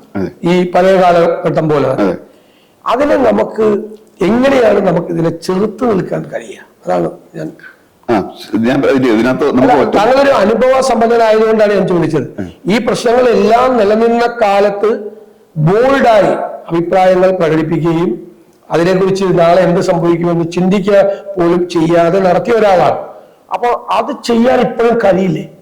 തീർച്ചയായും ഞാൻ പറഞ്ഞ ചെയ്യുന്നവരും ഉണ്ട്. ഇപ്പൊ ഞാൻ പറയുന്നത് എനിക്കിപ്പോ ഉത്തർപ്രദേശിലോ ബംഗാളിലോ ഇത് പറയാൻ പോകുന്ന കാര്യം പറയാൻ പറ്റില്ല. കാര്യം അത് ചെയ്യുന്നവരുണ്ട്. കേരള ജനങ്ങൾക്ക് ആരും പറയാതെ ഈ കാര്യങ്ങളൊക്കെ അറിയാം. ഇപ്പൊ ഞാൻ ഒരു പേര് റിപ്പോർട്ടേഴ്സ് കളക്റ്റീവ് എന്ന് പറഞ്ഞ ഒരു ജേർണലിസം സൈറ്റുണ്ട്. ഏറ്റവും അതിനെ കുറിച്ച് ഒരാഴ്ച മുമ്പ് ഈ സോളാർ ഇപ്പം അമേരിക്കയിൽ നടന്നതിന്റെ ഏറ്റവും കാതലായ റിപ്പോർട്ടിംഗ് അവരാണ് തരുന്നത്. അത് കേന്ദ്രത്തെ പൂർണ്ണമായും ബ്ലെയിം കേന്ദ്രത്തിന്റെ കയ്യിലാണ്. വളരെ വ്യക്തമായ റിപ്പോർട്ടിംഗ് നടത്തിയത്. പക്ഷെ എത്ര മാധ്യമങ്ങൾ മറ്റു മാധ്യമങ്ങൾ അത് ഫോളോ അപ്പ് ചെയ്യുകയോ അതിനെ ആ ന്യൂസ് പ്രൊജക്ട് ചെയ്യുകയോ ഒന്നും ചെയ്തിട്ടില്ല. നമ്മുടെ ഒരാഴ്ച ആയിട്ടേ ഉള്ളൂ. അപ്പൊ ഞാൻ പറയുന്നത് കേരളത്തിലെ ജനങ്ങൾ ഇതിനെ അവര് പണ്ട് നമ്മൾ പോളണ്ടിനെ കുറിച്ച് പറയുന്നത് കളിയാക്കും. അങ്ങനെയല്ല, നമ്മുടെ രാജ്യത്തിനെ കുറിച്ചുള്ള കാര്യമാണ്. അപ്പൊ തീർച്ചയായിട്ടും it's A responsibility of the people. അവരത് ചെയ്യണം. അപ്പൊ അത് ആർക്കൊന്നും ചെയ്യാൻ പറ്റുമെങ്കിൽ കേരളത്തിലെ ജനതയ്ക്ക് തന്നെയാണ് അത് ചെയ്യാൻ പറ്റുക. അതായത് ഇങ്ങനെയുള്ള സൈറ്റുകൾ കണ്ടുപിടിക്കും. കാര്യം നമ്മുടെ വീട്ടിലൊരു കുട്ടിയെ നമ്മൾ പഠിപ്പിക്കുമ്പോൾ ആ കുട്ടിക്ക് ഏറ്റവും നല്ല വിദ്യാഭ്യാസം കൊടുക്കുക എന്നല്ലേ നമ്മൾ ഈ പറയുന്ന ഏതെങ്കിലും ഞാൻ ഈ പറയുന്ന കേരളത്തിൽ ഇപ്പൊ ഏറ്റവും കൂടുതൽ ആളുകൾ കാണുന്ന ഈ ഹേറ്റ് സ്പ്രെഡ് ചെയ്യുന്ന ചാനലുകളിൽ ഏതെങ്കിലും ഒരു ചാനലുകൾ നമ്മളെ മക്കളെ കാണാൻ സമ്മതിക്കുമോ? അറിവോടുകൂടി നമ്മുടെ അറിവ് അവൾ കാണണ്ടായിരിക്കും. അല്ലാതെ അതായിരിക്കും കാരണം അതൊരു ക്രെഡിബിലിറ്റി ഉള്ളത്. അപ്പൊ അത് നോക്കിയാൽ നമ്മളോട് കുഞ്ഞിനോട് ചെയ്യുന്നത് നമ്മളും ചെയ്യാവൂ എന്നുള്ള അങ്ങനെ ഒരു ബേസിക് എല്ലാ പൗരന്മാരും നമ്മുടെ വീട്ടിൽ നിന്ന് തന്നെയാണ് ഈ കാര്യങ്ങളൊക്കെ തുടങ്ങേണ്ടത്. അല്ലാതെ ഇതിനൊന്നും ഒരു ഒറ്റമൂലിയായിട്ട് ഒരു സൊല്യൂഷൻ ആവശ്യമില്ല. അതുപോലെ പിന്നെ സത്യം എന്ന് പറയുന്നത് വളരെ നമുക്ക് ആർക്കും അറിയില്ല എന്താണ് സത്യം എന്നുള്ളത്. അപ്പം ഹ്യൂമിലിറ്റി എന്ന് പറയുന്ന നമ്മുടെ പത്രപ്രവർത്തനത്തിലും മീഡിയയും ചാനലിലും ഇല്ലാത്ത നഷ്ടക്കൊണ്ടിരിക്കുന്ന സാധ്യതയുണ്ട്. കാര്യം ഒരു സംഭവം ഉണ്ടാവുമ്പോൾ 2 മണിക്കൂറോ 3 മണിക്കൂറോ 24 മണിക്കൂറോ ചിലപ്പോൾ ഒരു മാസമോ ഒരു വർഷം കൊണ്ട് നമുക്ക് ഒരിക്കലും പറയാൻ പറ്റില്ല എന്താണ് സംഭവിച്ചത്. അപ്പൊ നമുക്ക് അറിയില്ല. നമുക്ക് ഇത്രയുമാണ് ഇപ്പോൾ അറിയാവുന്നത്. കൂടുതൽ കാര്യങ്ങൾ അറിയില്ല. അറിയുമ്പോൾ നിങ്ങളെ അറിയിക്കാം എന്ന് പറയാനുള്ള ഒരു ഹ്യൂമിനിറ്റി മീഡിയ, അതാണ് ക്രെഡിബിലിറ്റി വേണ്ടെടുക്കാനുള്ള ആദ്യത്തെ. കാര്യം സത്യം നമുക്ക് ഒരിക്കലും അറിയില്ല എന്താണ് സത്യം സംഭവിച്ചതെന്ന്. പലപ്പോഴും ഒരിക്കലും അറിയാനും കഴിയില്ല. പക്ഷെ നമുക്ക് അറിയാവുന്ന സത്യം ഇപ്പോ at this moment this is what we know. പക്ഷെ ഇത് പറയാനുള്ള ഹ്യൂമിനിറ്റി ഇതൊന്നും ഞാൻ പറയുന്നത് ഇതിനകത്തൊന്നും മാനേജ്മെന്റിന്റെയോ പത്രമുതലാളിയുടെയോ നരേന്ദ്രമോദിയുടെയോ ഒന്നും അനുവാദം ആവശ്യമില്ല. നമുക്ക് ഓരോ പത്രക്കാരനും സ്വയം ചെയ്യാവുന്ന കാര്യങ്ങളാണ്. അപ്പൊ ഞാൻ പറയുന്നത് ചെറിയ ചെറിയ സ്റ്റെപ്സിൽ നമ്മൾ അതെങ്കിലും ചെയ്ത് തുടങ്ങിയാൽ കുറച്ചൊക്കെ ക്രെഡിബിലിറ്റി വീണ്ടെടുക്കാൻ പറ്റും എന്നുള്ളത്. വളരെ പുതിയ കാര്യങ്ങളാണ് ശ്രീ രാജഗോപാൽ പറഞ്ഞത്. മാധ്യമ സ്വാതന്ത്ര്യം ലോകം മുഴുവൻ അപകടം നേരിടുന്ന ഒരു കാലഘട്ടത്തിൽ നമ്മുടെ രാജ്യത്തെ ഇപ്പൊ പറയുന്ന സ്റ്റാറ്റിസ്റ്റിക്സിനേക്കാൾ അപ്പുറം ഭയാനകമായി മാധ്യമ സ്വാതന്ത്ര്യം ഇല്ലായിക്കൊണ്ടിരിക്കുന്ന ഒരു കാലഘട്ടത്തിൽ ജനാധിപത്യം നിലനിർത്തുക, സത്യം ജനങ്ങളെ അറിയിക്കുക എന്നത് വലിയ വെല്ലുവിളിയാണ്. അത് മാധ്യമ സ്ഥാപനങ്ങളും മാധ്യമ പ്രവർത്തകരും ഇന്നത്തെ ഈ സാഹചര്യത്തിലും ധീരമായ നിലപാടുകൾ എടുത്തുകൊണ്ട് അവര് ആരെയും ഭയപ്പെടാതെ സത്യം ജനങ്ങളിലേക്ക് എത്തിക്കാൻ വേണ്ടിയിട്ടുള്ള ശ്രമങ്ങൾ നടത്തുക എന്നുള്ളതാണ്. അതോടൊപ്പം തന്നെ രാജ്യത്തെ ജനങ്ങളെ തെറ്റിദ്ധരിപ്പിക്കുന്നതിന് വേണ്ടിയും ഭിന്നിപ്പിക്കുന്നതിന് വേണ്ടിയും നടത്തുന്ന എല്ലാ മീഡിയയിലൂടെയും, അദ്ദേഹം പറഞ്ഞത് പ്രിന്റ് മീഡിയയിലൂടെയും വിഷ്വൽ മീഡിയയിലൂടെയും സോഷ്യൽ മീഡിയയിലൂടെയും എല്ലാ മാധ്യമങ്ങളിലൂടെയും നടത്തുന്ന ശ്രമങ്ങളെ നമ്മൾ തിരിച്ചറിഞ്ഞുകൊണ്ട് അതിനെ പ്രതിരോധിക്കാൻ, പുതിയ തലമുറയിലേക്ക് അതിന്റെ വിത്തുകൾ പാകപ്പെടാതിരിക്കാൻ വേണ്ടി ജാഗ്രത പാലിക്കുക എന്നതാണ് പ്രധാനപ്പെട്ട പ്രശ്നം. ഇതിന് പത്രമാധ്യമങ്ങളുടെ ഉടമകൾ മാത്രമല്ല, പത്രപ്രവർത്തകർ മാത്രമല്ല, ജനാധിപത്യ വ്യവസ്ഥിതിയിലെ രാഷ്ട്രീയ നേതാക്കളും ജനസമൂഹവും ഒരുപോലെ ഉത്തരവാദികളാണ്. ഇതിന് ഒറ്റമൂലിയില്ല. പക്ഷെ നമ്മൾ വളരെ ശ്രദ്ധയോടുകൂടി, സൂക്ഷ്മതയോടുകൂടി, സുതാര്യതയോടുകൂടി അത് കൈകാര്യം ചെയ്തുകൊണ്ട് സത്യം പുറത്തറിയിക്കാൻ വേണ്ടിയിട്ടുള്ള ശ്രമങ്ങൾ നടത്തുക എന്നുള്ളതാണ്. വളരെ ഒഴുക്കിനെതിരെ, ഞാൻ ഇവിടെ നേരത്തെ പറഞ്ഞു, ഒഴുക്കിനെതിരെ നീന്തി മാധ്യമപ്രവർത്തനം നടത്തി ശ്രദ്ധേയനായ അങ്ങേപോലെ ഒരാൾ ഈ പരിപാടിയിൽ പങ്കെടുത്തതിനുള്ള സന്തോഷവും നന്ദിയും ഞാൻ പ്രത്യേകമായി പ്രകടിപ്പിക്കുന്നു. വളരെ സന്തോഷം.